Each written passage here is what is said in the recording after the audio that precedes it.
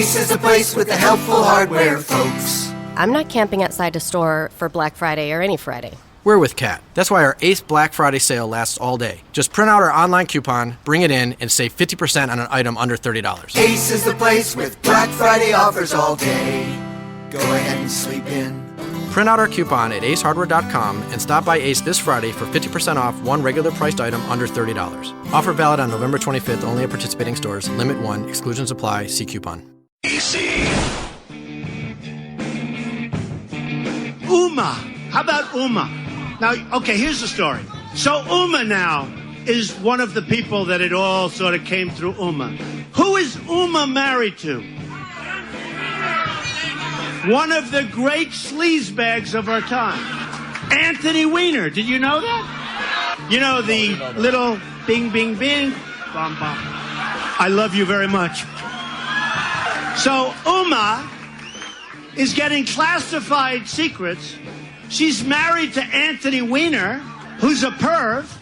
Now, if you think that Uma isn't telling Anthony, who she's probably desperately in love with, in all fairness to Anthony, do you think there's even a 5% chance that she's not telling Anthony Weiner, now of a public relations firm, what the hell is coming across?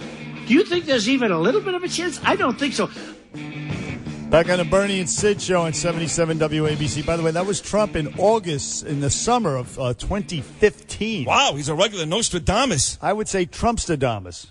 That was actually very prescient on his part. Yes. Among many. In fact, he said those things on various occasions. And, he has said so many things, in fact, along the way. Such foresight. It's amazing.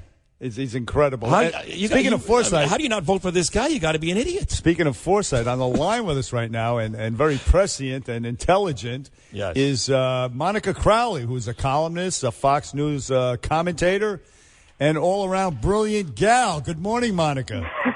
Oh, my God. What a great intro. Hi, guys. Hey, how are you this morning? I am great. Thank you. 1 week to go. Well, let me ask you this. If, in fact, I know you're very, very pro-Trump. You think he's going to win the whole time. But if, in fact, somewhere in the deep corner, Monica, you were being honest with yourself a couple of days ago and thought he was going to lose, after what happened on Friday with Comey and these emails, are you more confident now than ever that your guy's going to win? Yes. In fact, I had a little crisis of doubt probably the 2 or 3 weeks leading up to Friday's FBI announcement. And then the FBI announcement came, and what a reversal of fortune. I mean, it's absolutely incredible. Look, in life, you never know what's going to hit you tomorrow, never mind in 5 minutes, right?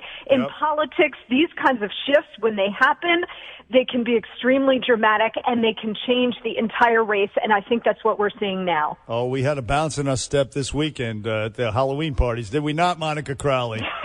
We certainly did. Now, did you go to the Halloween parties, Bernie, as Anthony Weiner?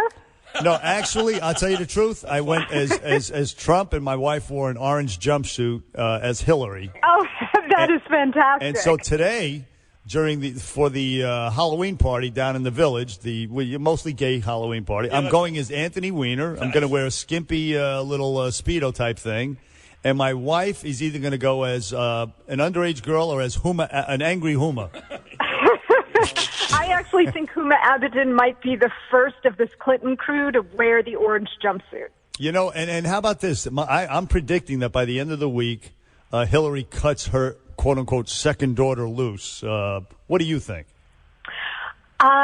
I think based on what we know so far, and it's limited because the FBI is keeping their cards close to their chest, although there are a lot of leaks going on because, look, we wouldn't be in this position if James Comey and the FBI had conducted a real investigation to begin with. Yes. But they didn't, so now you have all of these agents who are honorable people, most of them, who are horrified at the initial investigation, now have completely blown the lid off of this, along with what was reported over the weekend, which not a lot of people picked up, guys.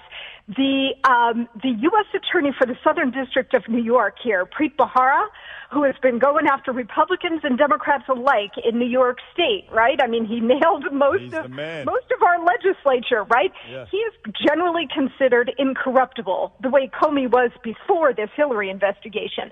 Well, the word is that Bahara was the one is the one whose office is investigating the Anthony Weiner underage girl texting thing. Wow. And that Barara is the one who found the 650,000 emails on this computer, and that he's the one who then brought it, or his office brought it to Comey's attention, and because of the mass of information, Comey had no choice.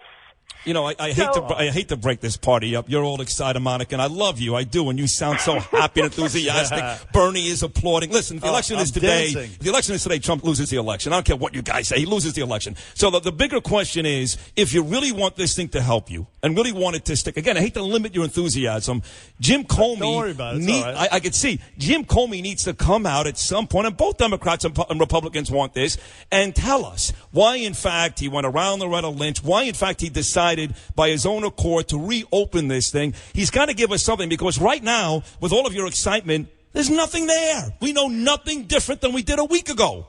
Well, let me put it to you this way, Sid. 650,000 emails on this laptop. They all can't be Tony Weiner porn. Well, hold on a second. Hold on. I've heard for a year and a half, no disrespect, Monica, about emails and thousands of emails and thousands of emails. And really, up until this point, including this morning, you got nothing. Comey let her off the hook last time. Now you got 650,000 more with no explanation of what they are. I've heard for a year and a half about emails, and you've got nothing. Well, with all of these WikiLeaks disclosures, Sid, I'm not sure how you can say that, because with the WikiLeaks, we have direct quid pro quos going on, including $12 million from the King of Morocco for Mrs. Clinton to go to Morocco and preside over a 2-day affair over there. And I will tell you that people, and I will tell her husband and her daughter. But we have countless quid pro quos going on in these. And Monica, I will tell you that people who are voting for Hillary Clinton know about the quid pro quo, know about Monaco, know about these other countries, and guess what?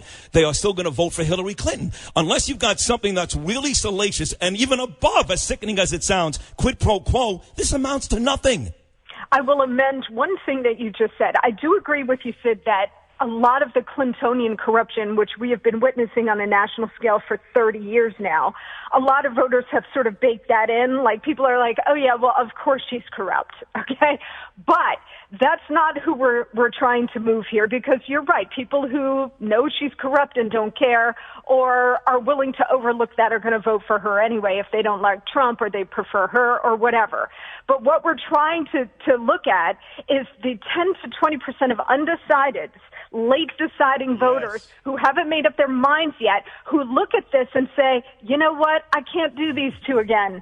I can't do Bill and Hillary again. They are so corrupt. They are exhausting, and I just can't do it again. And if you sway enough of those voters in enough key states, Trump wins. Exactly right, Monica. I couldn't agree more. And what we have above and beyond this stuff is, of course, we have the Obamacare shock, which is the premiums rising, devastating the middle class. I think people are underestimating that. We also, with the Clinton Global Foundation, as you point out, the Clintons make the Sopranos look like the freaking Huxtables, for God's sake. I wouldn't go to the Huxtables with Bill Cosby. You know what? It's a fictional family, and it still works. And then, as the reason why James Comey went around Loretta Lynch is because she's been neutered. She's been neutered. Why? Because of that sleazebag pervert husband of Hillary Clinton's, Bill Clinton, who ambushed her on a tarmac, and she accepted his appearance or his proposition to board her plane. And essentially, Bill Clinton has stained the reputation of Loretta Lynch and rendered her, as I said, just ineffective. Well, but let's not cut Loretta Lynch any slack. She waved him on the plane. Oh, she She's did. The sitting attorney general, and she could have said, no, do not, I love the former president. I'd like to talk to him another time, but he is not to board this aircraft. Instead, he barrels his way on. Even if he barreled his way on, she should have held up her hand, told her agents to remove him. I mean, I'm sorry, of all of these people making excuses for the people in power. Harry Truman had a thing on his desk that said the buck stops here. Well, the buck should have stopped with Loretta Lynch, and the buck should have stopped with James Comey. Ultimately, the buck should have stopped with the President of the United States. And by the way, that guy, the only reason Hillary Clinton is even the nominee, and they're all in this mess, is because in the email situation, we know there were 18 email exchanges between Obama and Hillary. We also now know that Obama knew, despite saying everybody had found out about it on the news, which was bull, he knew she had private email addresses and the rest of the stuff that she was pulling going on. He continued to send her classified information, even though he knew the email was not secure or a government email. He did it anyway. So if Hillary were guilty, then the president of the United States is guilty. So she had him by the cojones. That's why he had to give in and wave her through as the nominee. And now they're all likely to go down. You know, you're actually reiterating what I said earlier in the program, Monica. This we agree on. I'm not enthusiastic about either candidate. I am voting for Hillary, not because I like her. In fact, I can't stand her. I just like Trump less. So I'm not enthusiastic. If she wins, I'm not going to be celebrating. But what I did say at the beginning of the show with Bernard is, in this instance, everybody looks bad. Loretta Lynch looks bad. Jim Comey looks bad because there's a large percentage of people that think he's just making up for how he screwed up before and trying to make his FBI friends happy. And the Clintons, of course, look crooked again. In this situation, everybody looks bad. And Sid, I would just ask you, since you're willing to vote for this walking example of public corruption, whose fault is it that everybody looks bad? It's Hillary Rodham Clinton's fault because she made the decision to install a private, unsecured, non-government server, which allowed the Russians, Iranians, Chinese, North Koreans to all watch her in real time. You know, the one thing I would say to you, though, just going back to what you said earlier with me and Bernard, is I do agree with you again. If, in fact, Monica, there are 20%, one of every 5 folks out there, that 8 days away still are not sure who they're voting for, then yes, this email scandal could absolutely put Donald Trump over the top. I think it is ridiculous, not even silly, ridiculous to assume one of every 5 Americans has not made up their mind yet 8 days before. Yeah, but we hear this all the time, and it is true. There are folks who just, even on election day, sometimes walk in and go, I don't know. We don't understand those people because we're immersed in this every day. But there are people who just, especially this year, if they find both candidates unpalatable, they might just go, oh, God, which one am I going to go for? I would just say, apart from the policy stuff, where Hillary Clinton will lock in everything Obama did, we will lose the Supreme Court and basically the country for a generation if she's elected. Even if you set aside all of that stuff, if Hillary Clinton is elected president, she will be a sitting president who is the subject of ongoing criminal investigations, which will cripple her ability to be an effective president.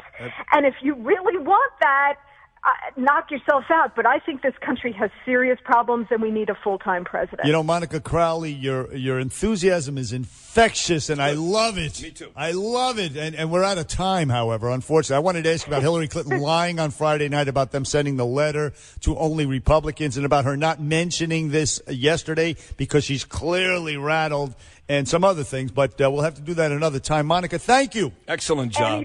Anytime, guys. You're the Love best. ya. Love you. Take love care. You to Love you pieces. too. Love her. Back on Bernie and Sid on WABC 1-800-848.